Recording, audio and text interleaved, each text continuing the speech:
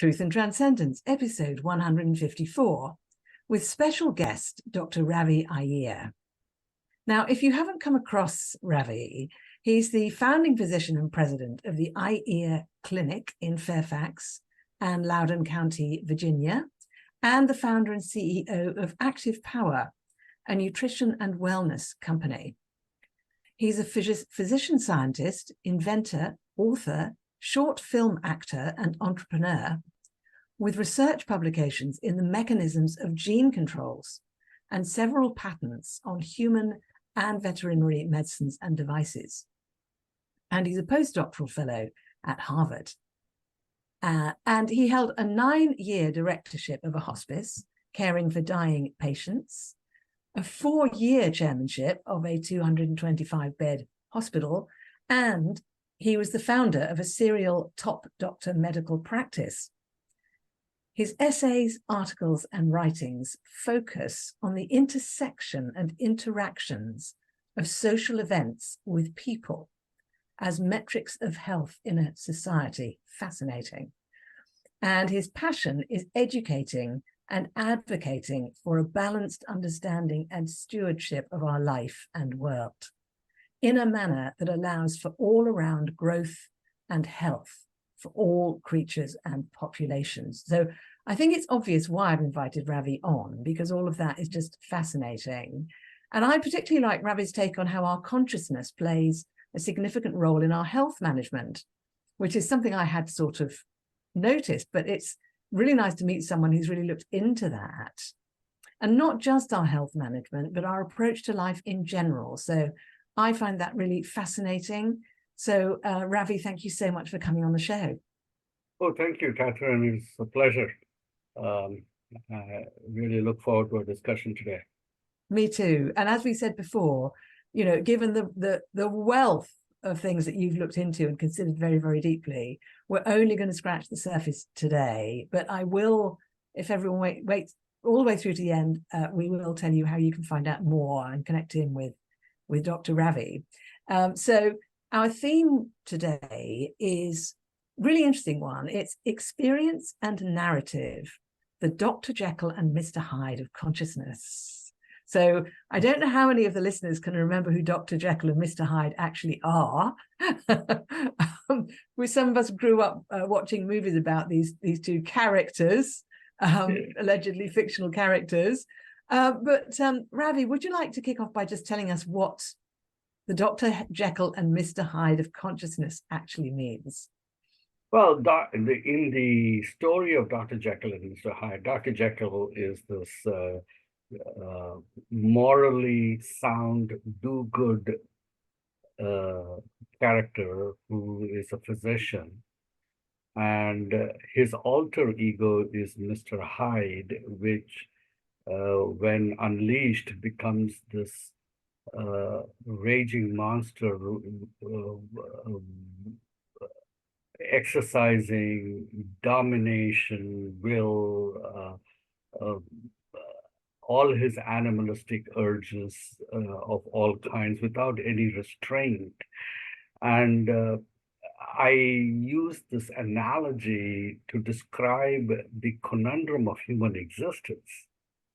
And most of us are trapped in an oscillatory cycle between these two persona.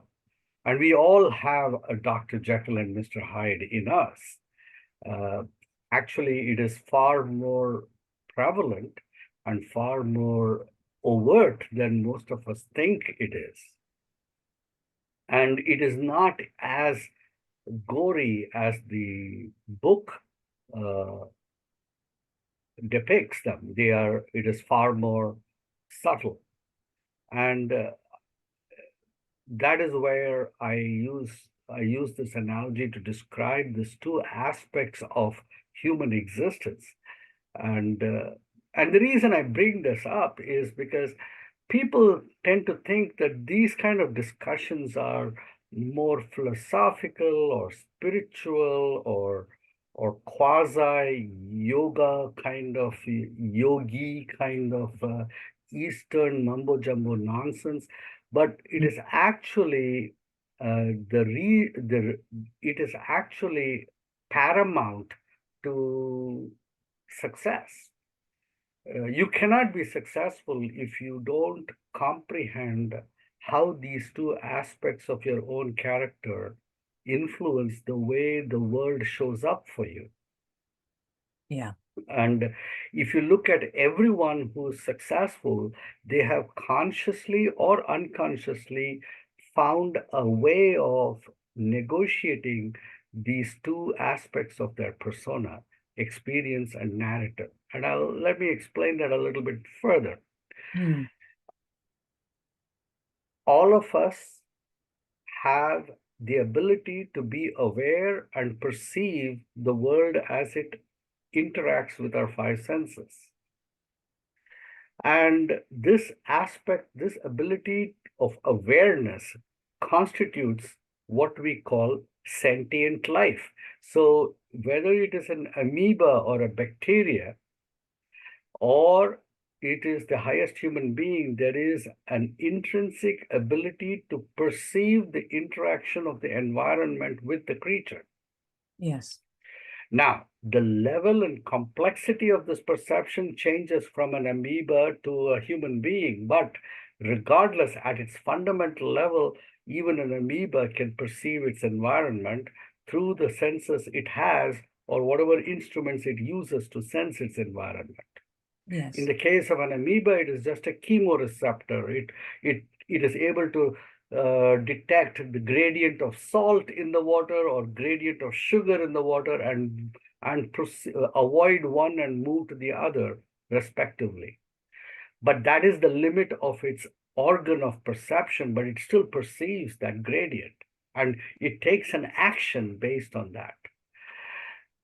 Complex creatures have more sophisticated instruments of perception and are able to perceive different levels of complexities of environmental stimuli. So this ability to perceive is one aspect of sentient life. Yeah. And what you do with the perception is the second aspect, and that is the narrative you create out of that perception.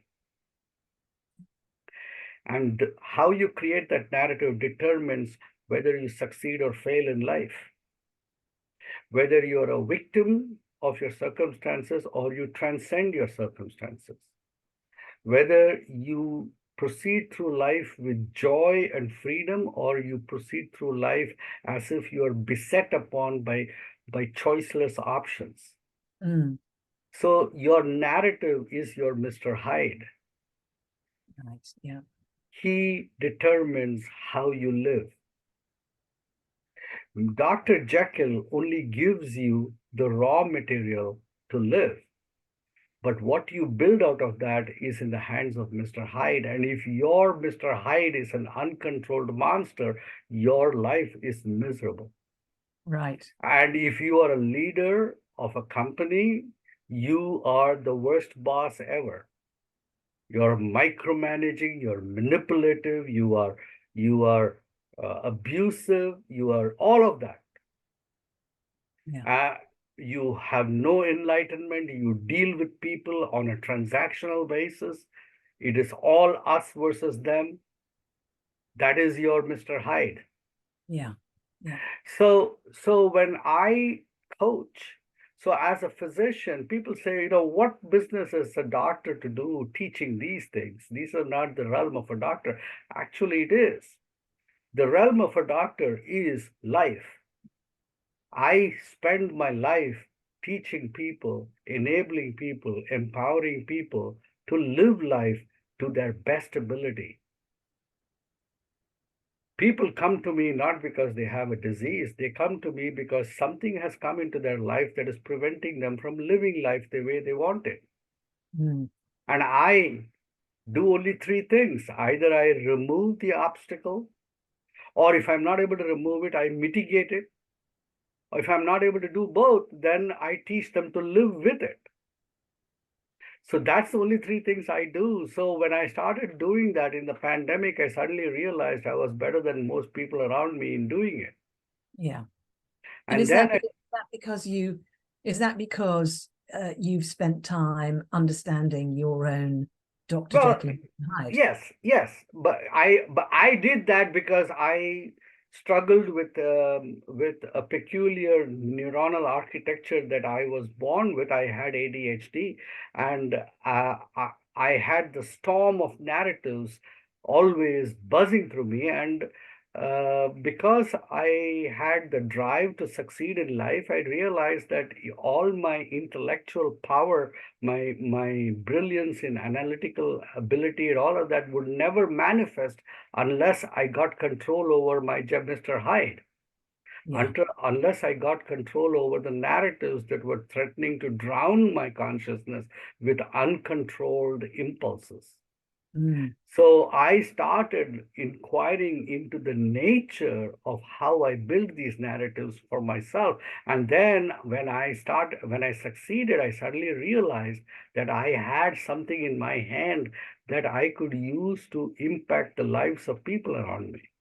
Yes, wonderful. And then How old were you when you started to explore that? I was 14 or 15 Wow. when I started to explore this. I was fortunate. I had some insightful breakthroughs, but I don't want to get into that because I really want to go into the meat of this. This is so important for people because the and the problem is human beings right from time immemorial, right from Jesus Christ, from Buddha, they have been tackling only this one thing. They have been tackling this constant dissonance, the schizophrenic existence between experience and narrative, and to capture for themselves the secret of a happy, joyous expression of themselves. That's all. Mm. But the language that was being used to describe the process has become trapped into various modalities. So people tend to compartmentalize and say, oh, well, if I have to achieve this enlightened situation, I have to go off into some Gregorian monastery, or I have to go sit in a corner in a cave and mumble abstruse sounds and or twirl beads through my fingers or something like that. Mm. And actually, it is none of that. It is all of that and none of that. You see, every one of those, a Gregorian chant, chanting a Hail Mary, chanting a Sanskrit mantra, is all has only one purpose, and that is to anchor yourself onto a single narrative, Yeah. thereby avoiding the spinning of a million different narratives. Yeah. So the first thing that people realized is for you to have this opening between, or when you have an experience, Catherine, the building of a narrative, the building of a story, the building of a name, form, label occurs so close to the experience that there is actually no perceptible change between experience and the story. Yeah. In fact, I'm just going to say something there. In fact, there can even be the illusion that the narrative came first. Yes, and that is the illusion. Yeah. It is an illusion. It is the legerdemain. It is the magician's click, the trick, which poof. It is like as if the experience, there was no experience. It is as if the experience evolved and unfolded as narrative. It is Yes. never, it never feels as if there's experience and now I'm going to create a story about it. Yeah. It Yeah. never feels like that. No. It feels as if, boom, that man yelled at me. And the narrative, he's mad at me, he's angry, he's going to attack me, he's going to kill me, or he's going to do something, is immediate. Yeah. There is no separation. That person made an insulting remark, and immediately your entire existence is destroyed or impacted. Or In even some, actually, even saying they made an insulting remark is a piece of yeah, narrative, isn't it? I mean, I've had yes, situations where I've said to yes, somebody, that was really insulting of you. And yes. they've said, I You're didn't mean to driving, be insulting. you're But you're driving down the highway, and the upraised finger of the other guy in the car is enough to completely transform your life.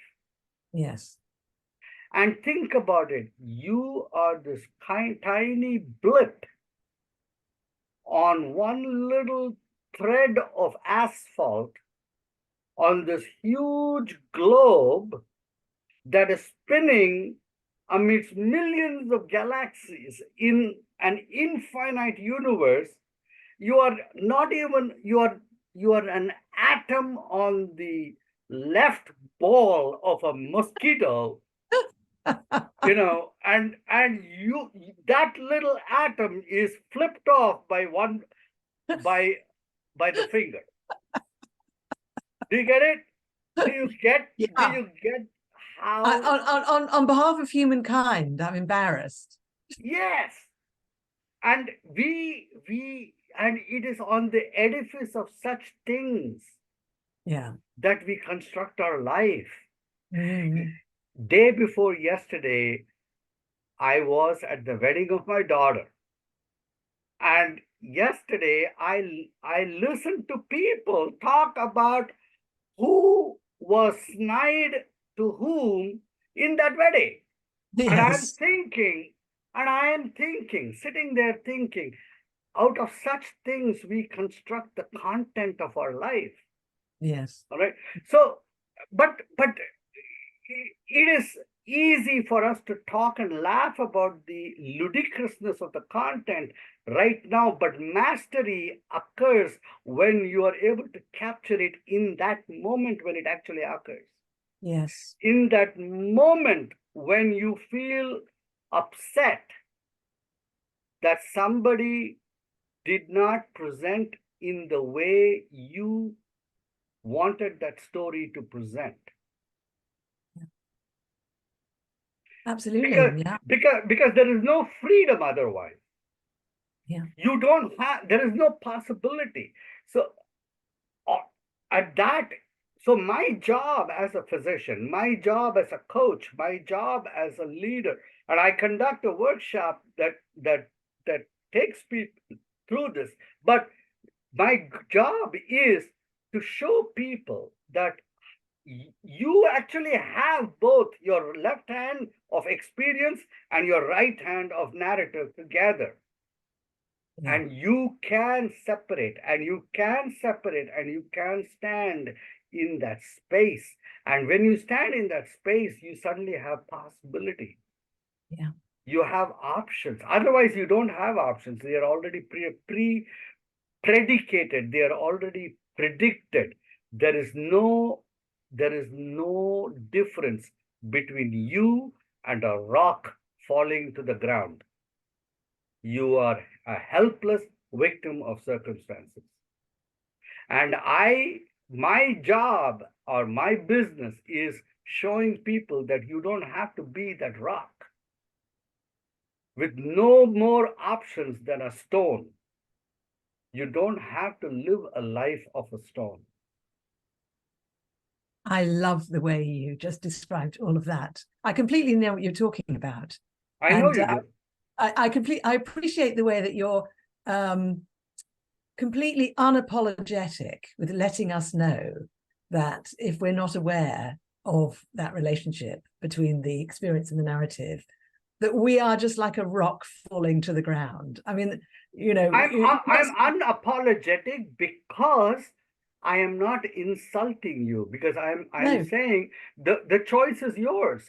yes, You made the decision to be the rock. You can also make the decision to become the bird and fly off into the sky. So you don't have to be the rock. You are the rock because you are like a bird that has closed its wings and pretended to be a rock, and now you're a victim. Boom, you're going to fall to the ground.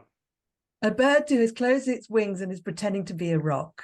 Yeah. I like that image. Because it doesn't have the vision to see that it can fly. Yes, it's And forgotten. people are like that. People are like that. They don't know that they can fly. Yeah. They don't know. They feel that the content of their life is determined by who says what to them. Yeah. So they are not creators of life. They are only consumers of life. And they Yeah. are helpless.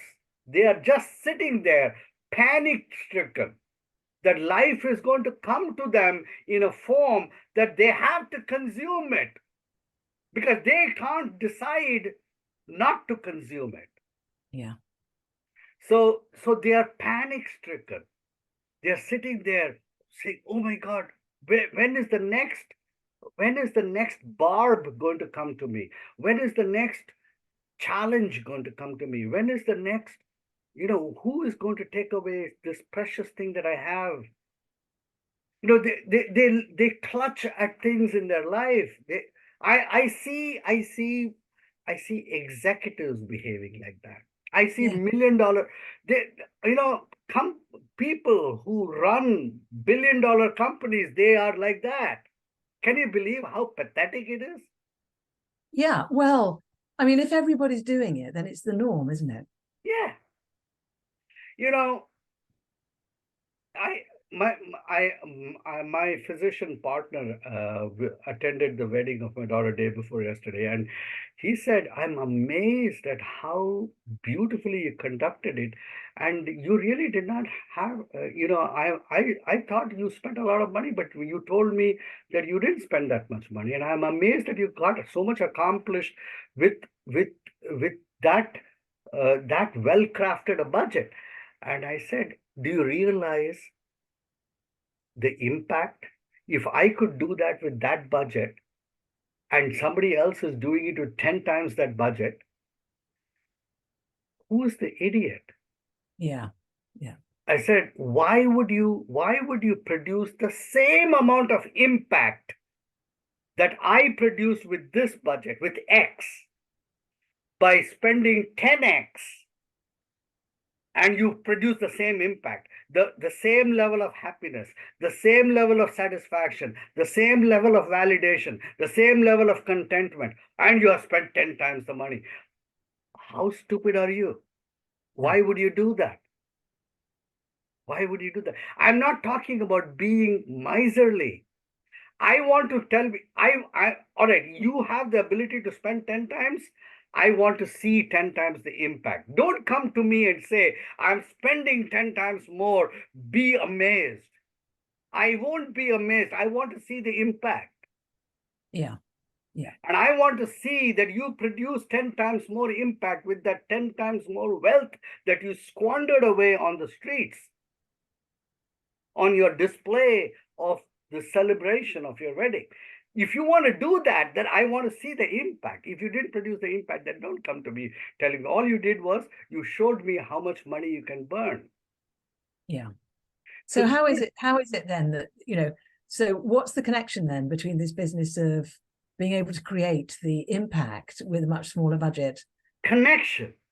So see, you have to understand something, that people, when you meet people, do you connect with them? Do you make them feel that they were important? Yeah. You know, it is not how much you spend on them, it is how much you make them feel. And that doesn't It, cost anything to do. it requires effort, it requires you to be present, it requires you to connect. Mm, mm. You know, there were 225 guests at the wedding. Every guest, their place cards, My daughter did this. She hand wrote a personalized message for every guest and put their name on the place card, and it was an envelope, and their name on where they had to sit. They had to pick up that envelope, and that told them the seat. And if they opened it, they saw this personalized it was individual handwritten messages, 225 of them. That is the impact. Yes, beautiful. That's beautiful. I love that. That is impact. Now, but it didn't cost anything. Yeah. But it made a difference. See, the same thing goes on with companies. Yeah. When you have employees, what impact can you make? Can you validate them? How would you validate them? Do you just validate them with a check? That is the cheapest, that is the most uh, empty gesture. Yes. That is like trying to buy them. Yeah. Yeah. Can you validate them differently? Can you validate them at the level at which they live, at who they are as persons? See, that is experience. That Yes. is crafting narrative, not just empty. So this is what, and you can't do that if you don't know how to separate experience from narrative. Yeah. And to do that, let me give you an example. I just I want to was say, before you do that, I just want to say that example you just gave of the wedding, and then, just going into that thing of the creating like the individual message is something which has somebody feel touched and connected with experientially, whereas something that, like a gilt embossed card that you could have spent a fortune having produced won't give them that same experience. They might have a thought which says, oh, this is very cleverly done and beautifully done, it'll go but into it's the not the trash. It'll experience. it'll Yeah. go into the trash. Yeah. They won't even keep it. Yeah. And this card, everyone, actually everyone are they are now. There are. I have had calls from guests who said, I did not realize that there was a message in that. I left mine behind. And we are telling them, yes, we found it. We kept it aside. We didn't throw it. You Lovely. know, we are getting calls now, 2 days out, people panicking, saying that they have left something valuable behind in the wedding hall. Yes. Like they're calling us as if that, oh my God, I left something so precious behind. Yeah. And so Lovely. this is what impact is about. Mm, And I'll give you an example of what experiences versus narrative. Right now, Catherine, you're sitting in a chair. I am. I want you right now to focus entirely on the experience of contact of your behind with the seat of your chair. Okay. And I'm going to count in my mind 10. And for those count of 10, I want you to be aware of only the contact of your bottom with the seat of your chair.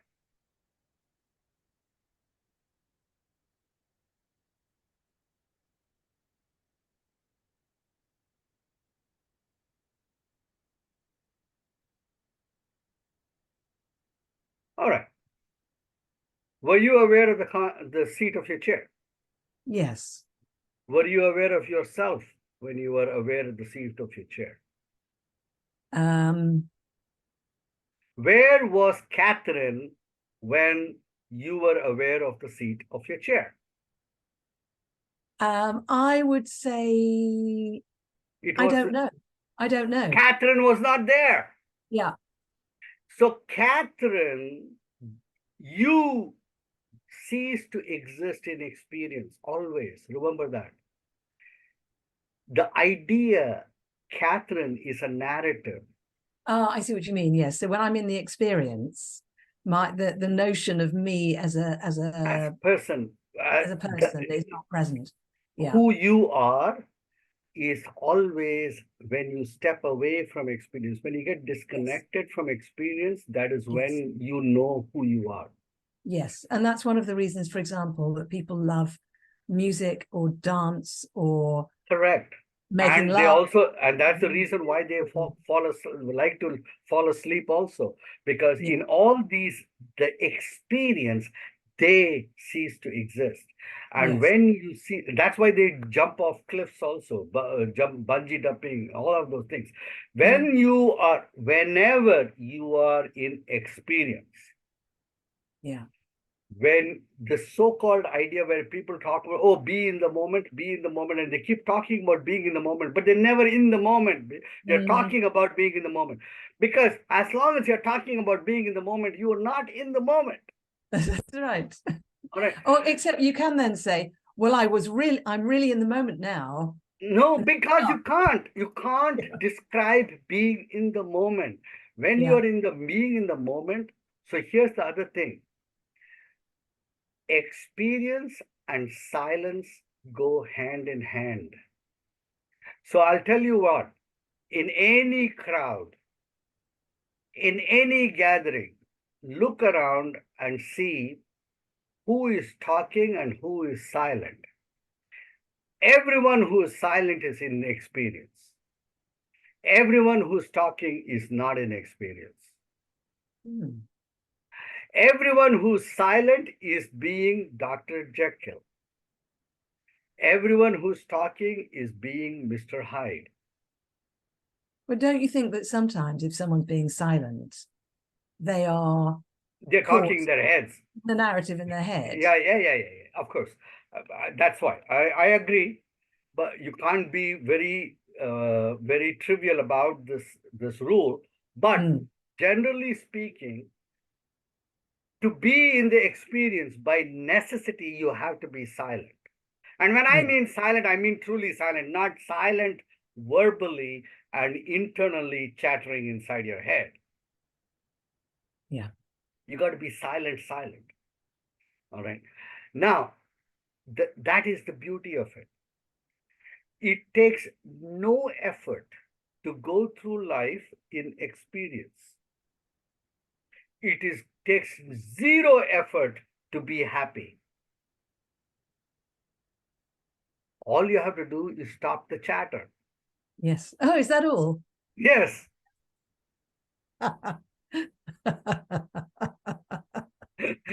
it is. Well, that's it then. We've solved everything. Yes, it is. It actually is like that. And people find it difficult to handle that. Yeah, absolutely. Yeah. People find it so difficult. My Mm. wife especially. I wonder what she would say about you, though. Oh yeah, she's always upset with me. She says that you're never present. I said, I am. I'm sitting in front of you. I'm listening. No, you're not paying attention. I said, you want me to make sounds that I am listening to you? Or you want me to make appropriate sounds in between? Like I'm going to nod my head and say, yeah. This. You want me to do these things, right? So that you know that I'm listening to you. Just me looking at you is not enough. Gets mad. She gets so irritated when I do The that. joy of relationships. Also, being in a relationship with someone who is a philosopher or teacher, it can be a challenge for any human being.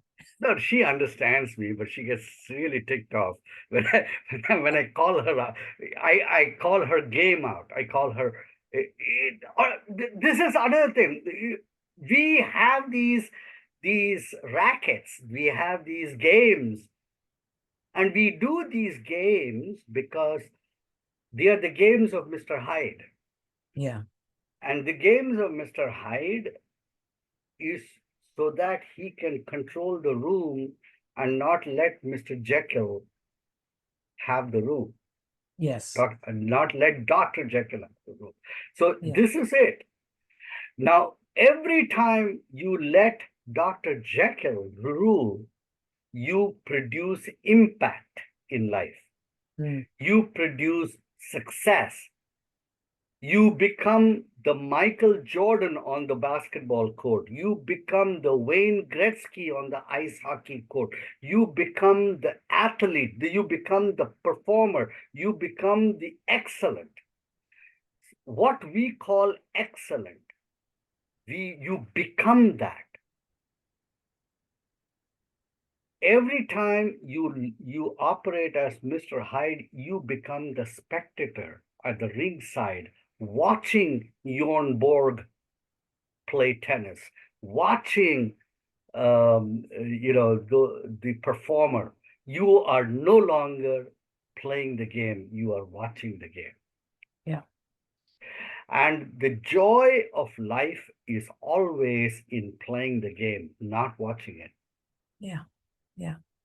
I agree. So And when, are you actually helping people to understand what yes, we're talking about today? yes, yes. How are you doing that with people? The way to do it first is to get them to break out of the grip of the narrative in their life. And that is not comfortable. Yeah. Because the reason why you have narratives is because it's all about survival. The reason for narratives is comes out of a very atavistic response that is present in all creatures. Life is fundamentally unpredictable. And because life is fundamentally unpredictable, it can present itself either as pleasurable or uncomfortable to you. Yeah.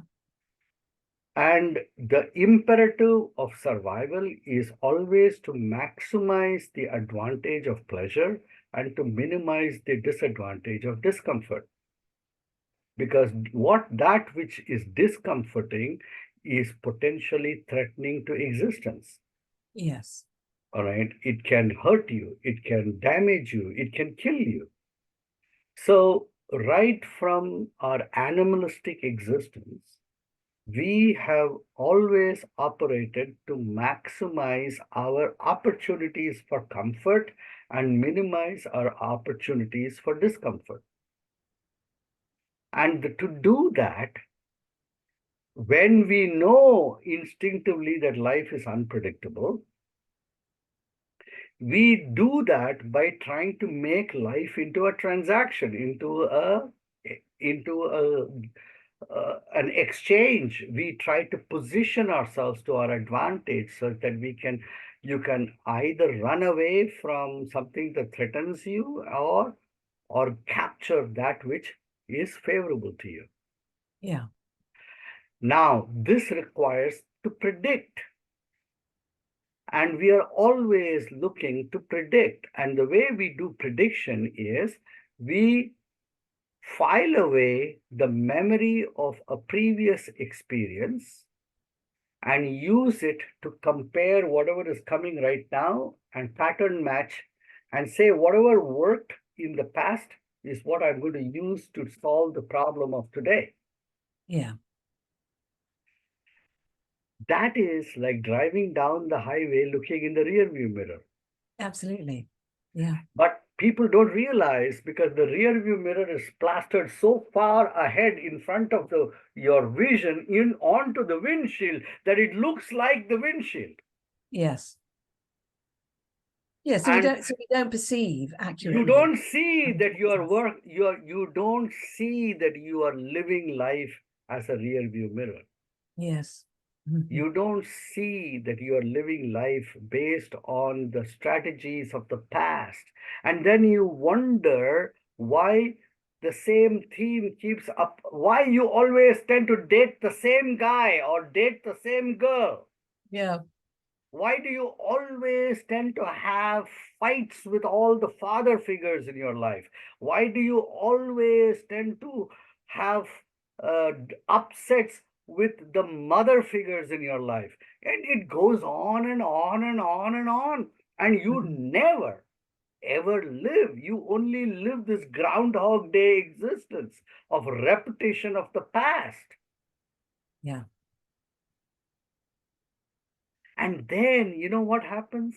You get exhausted, you get Mm. tired. You get up each day with no joy because you know it is going to be the past.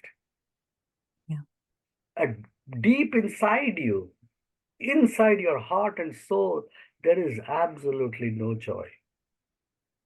Because you sit there and you say, This is the prison. It is the same door, the same courtyard, the same guard, the same abusive next door prisoner, all going through our motions, pretending that we are going to get surprised by something new, when all we are doing is recycling the past. Yeah. So That where that is the hope, Ravi? How do we get out of that? the hope is to come to honest grips with the abysmal prison that you have created yourself. Until you are able to confront and actually come to grips that your life sucks, you can't have any hope of breaking out of it. Yeah. Because once you realize that, yes, I am a con, once you realize that my life is a prison, once you realize that, damn it, all of this is actually, as long as you keep going into the trash can thinking that you're going to find treasure there, you're going to only spend your life digging through trash. Yes. For you to actually decide that, yes, there is nothing but trash here, you have to see your life as trash. Only then can you let go of it. Yeah. You can't let go of trash as long as you think it's valuable. Yes, you can't sidestep the recognition of what you're creating by Exactly. kind of cheating. Exactly. And so when I work with people with a kind of ruthless compassion. I'm compassionate because I see how helpless they are. I am ruthless because it is a kind of a surgeon's compassion to a gangrenous limb. A surgeon cannot feel all so sorry for the rotten limb and say, "Oh, poor limb, I'm so sorry that I'm going to cut you. I'm going to mercilessly cut it off." Yeah. There's no other way, because I am not interested in the rotten limb. I'm interested in the portion that is connected to it, that still has hope. Yes. Yes. Exactly. So I noticed on the back of your hand there's a heart. I love that. oh, That that's the wedding henna. that's you have a heart on the back of your hand, Ravi. Yes. That's your compassion, right? Yeah, it actually is. Yeah, you're right. It's a nice allegory. But it is my name and my wife's name. We got it put, like I told you, I'm just back here from a wedding of my daughter. So, Yeah. I love that. Now, everyone listening to this or watching this is now going to go off, and when they have a wedding, they're going to have hearts on the back of people's hands with their and beloved. they're going to write individual letters to everyone. Oh my goodness. Exactly. The world will change forever. Sorry, I came At least for a microsecond. Yes. And if it changes for a microsecond, it can change forever. Yes. See, that's all forever is. The forever is only an instant. The entire infinity of time is only an instant. And if the world changes for one person, for one instant, it has changed forever. Yeah. Yeah. So ruthless compassion, I understand that. And, also the way you talk about all of this is it is ruthless, but it is also loving in the sense of I feel like you're calling people out to come out into themselves, in the sense of yes, arriving in their experience. Because who they are not this victim. Yes. Because just think about it. It is like they are already creators. They have created the prison walls themselves. Yeah. Imagine the constructs that build this world around us. Yeah. the construct of Gaza Strip, the construct of Israeli and Hamas, the construct of Ukraine and Russia, the construct of Trump and the rest of the world, the construct of Democrat and Republican, all these are created by us. Yeah. If we could create these kind of constructs to hem ourselves in such that we have no possibility, where all we are people doomed to kill, rape, and pillage. Yeah. If that's all we can, if we can construct that, if we can build that kind of Dr. Mr. Hyde kind of world, why can we not build the jacket? You can. You just don't see yourself, because this narrative capacity is so far ahead. Yeah. And this is not just human beings, it is there for animals too. The tiger that cannot predict where the deer is going to appear is going to go hungry. The deer that cannot predict where the tiger is going to appear is going to get eaten. So this construct creation is the essence of survival. But if all you are is going to survive, I'm not saying that you don't need constructs. You do need constructs. You can't simply just go around prancing, tippy-toeing a fairy tale through life. But you need to own your construct, not be owned by them. Yes. Yeah. The problem is we are owned by our constructs, and therefore we lead this robotic machine existence. Yeah. So someone's listening to this and they think, wow, this sounds amazing, but I've absolutely no idea how I can even begin to explore this in my own life. What would you say to someone like that? You can do two things. You can painfully try to discover the path yourself. Life itself is the ultimate coach. I was fortunate. But when you do that, you will stumble. You will sometimes hit upon the right answers. Sometimes you won't. But eventually, you'll reach the way. Or you can go and take take the hand of someone who has found some of the answers. I'm not saying I have found all the answers, but has found some of the answers. Who's at least slightly ahead on the game a little bit, and say, hey, listen, I see that you're playing the tennis game pretty well. Can you show me a few strokes for myself? That's it. Yeah.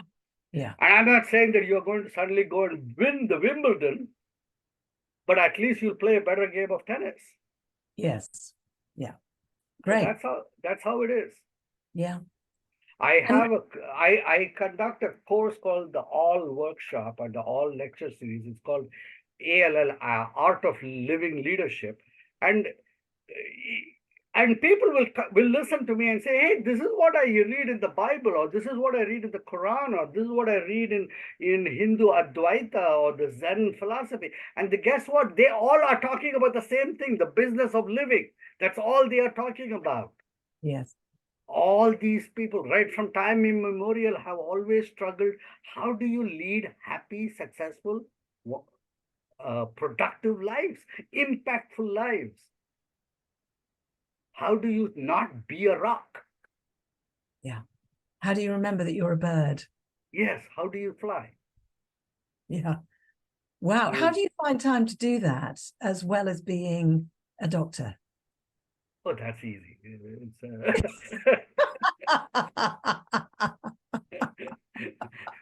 No, it is easy actually. It's not that difficult. It's, you have weekends and you spend time doing a lectures one weekend in a month, and then you have evening one or two Zooms, and we do it over a course like that, and it works out pretty well. And Great. and I'm not really interested in talking to 10,000 people. I'm interested in talking to one, and then sometimes it is a small group of 10. And then we work with 10, and then we work with 15 or 20, or sometimes we work with, but I have a philosophy called the trim tab. You know what's a trim tab? How do you change QE2? Queen Elizabeth II requires 10 miles to turn. Yeah. Because when an ocean liner like Queen Elizabeth II, when it has to make a turn, it has to start making the turn 10 miles before it actually turns. Yes, because it has to slow down, do you mean? No, because there's so much momentum, Right. there's so much mass that to turn an ocean liner, the rudder is so huge and there's so much pressure against the rudder that the rudder itself requires a small rudder to turn the rudder. Right. That small rudder is called the trim tab. So this is the main rudder. This is the huge ship. Yeah. And then there's this tiny little rudder on the rudder. Yeah.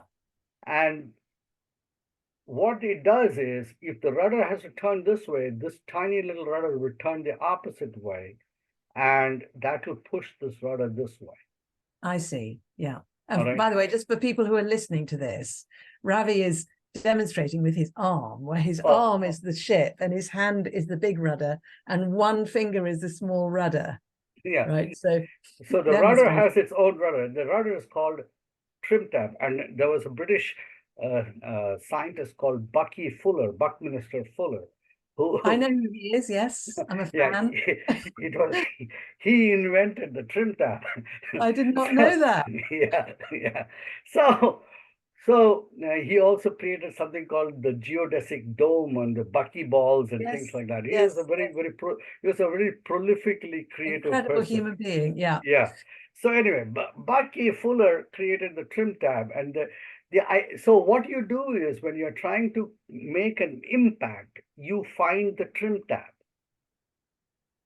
Like my daughter found the trim tab of that little one note that was the impact. And she wrote that note for 225 guests, and they are impacted more profoundly than the largest plate of caviar that I could have placed before them. Indeed, yeah. All right. Yeah. So that's what I'm trying to say is the trim tab. So in an organization, I'll try to find the trim tab. And usually these are who are the decision makers, who are the people. And whenever you go to an organization to find a trim tab, you look for the person who has no time. The people who are the busiest are the people who can produce the greatest impact. You want something to get done in the world, find somebody who has no time and give it to him. He'll do it. Yeah. All right. Yeah. So that is the idea of trim tab. Right. And is that so?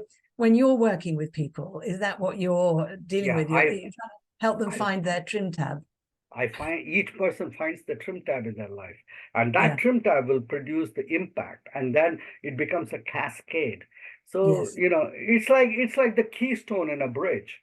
You have one stone that locks the entire bridge into position. So you always look at that. What is the foundational structure? And if you knock that foundational structure, you can produce transformation in an instant. You don't need to struggle to eliminate darkness. You just have to light one light and darkness gets removed. Yes. See, that is the idea.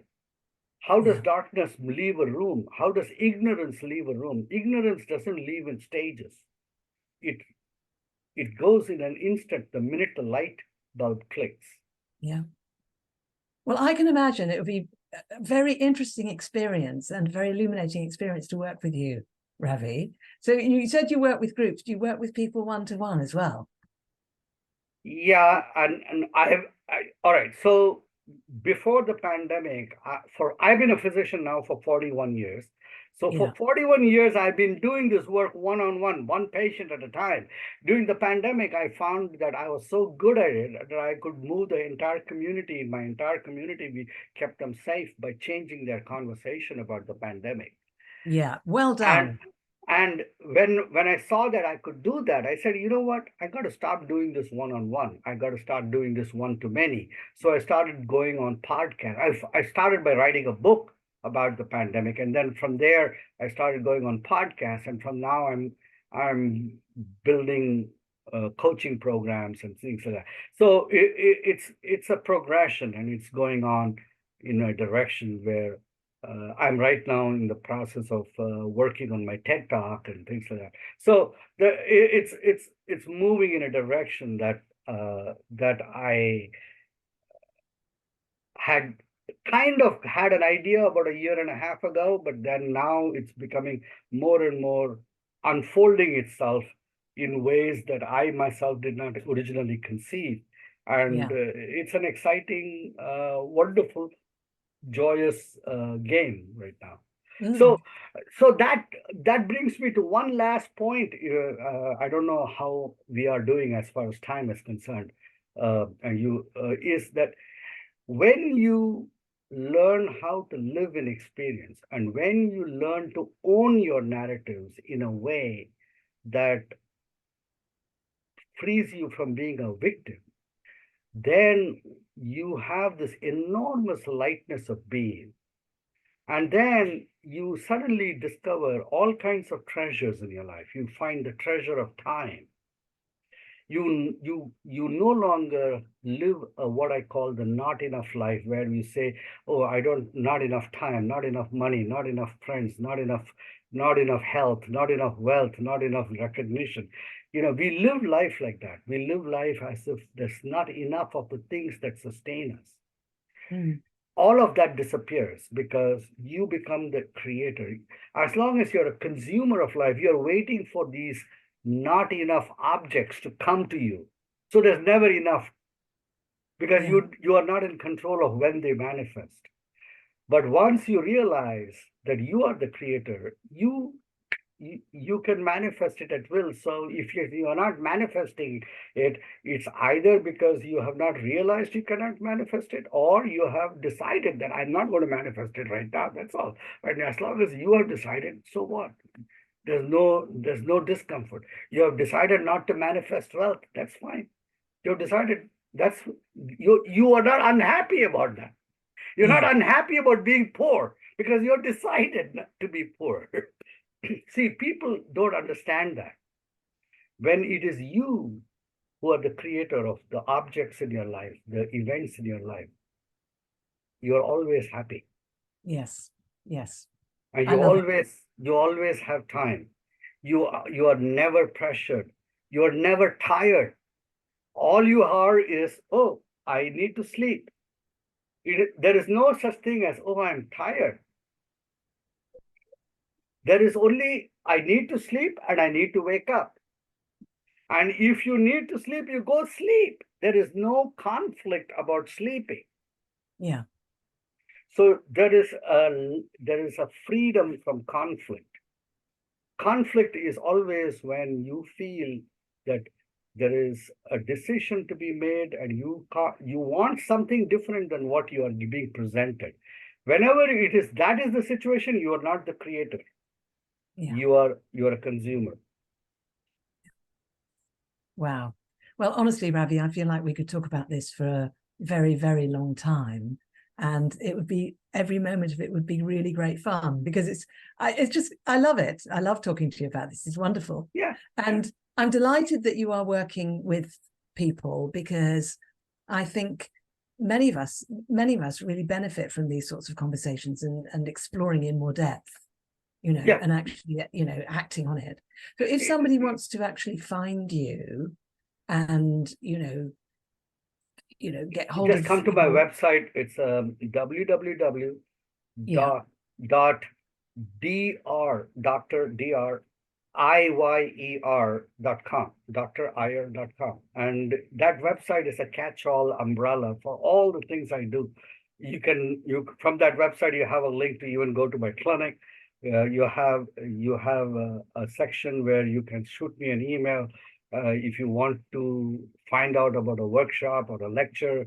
You want to enroll in a lecture, you can do that.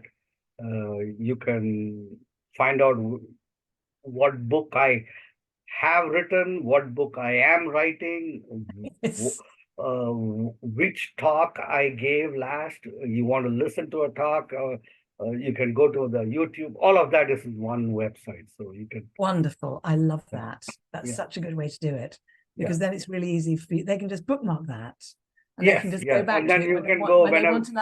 when they want another hit. Dr. Yeah, Ravi. I don't want to hit. I don't want to be a drug in your life. You because I'll tell you, because Catherine, you are the biggest drug in your own life. I Every know. one of us are the biggest drugs that we can ever be. We don't need to Yeah. be somebody else doesn't need to be a drug in our life.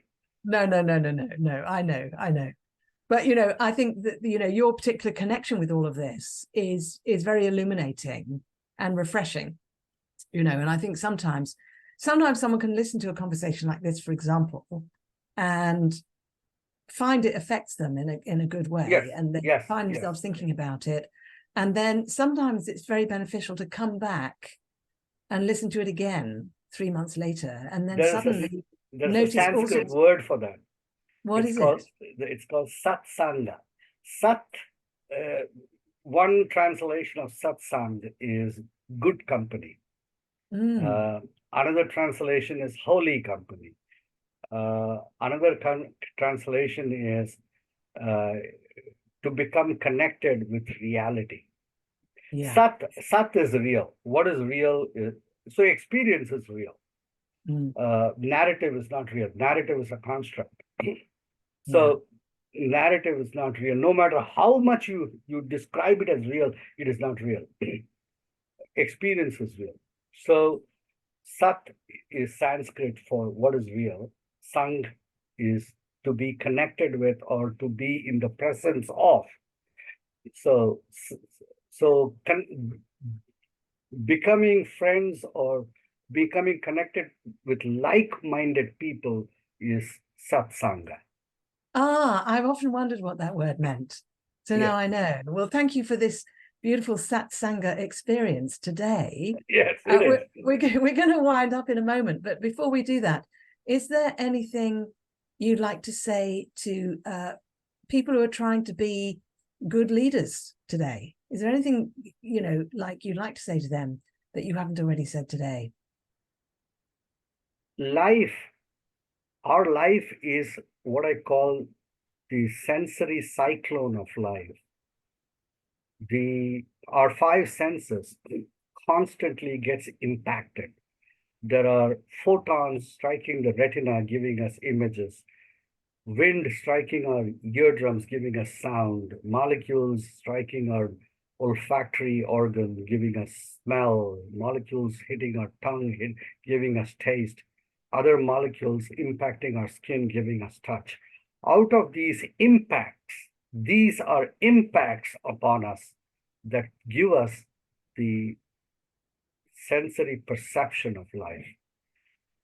And this sensory perception then evolves, it blossoms into this cyclone of narratives that spin around us.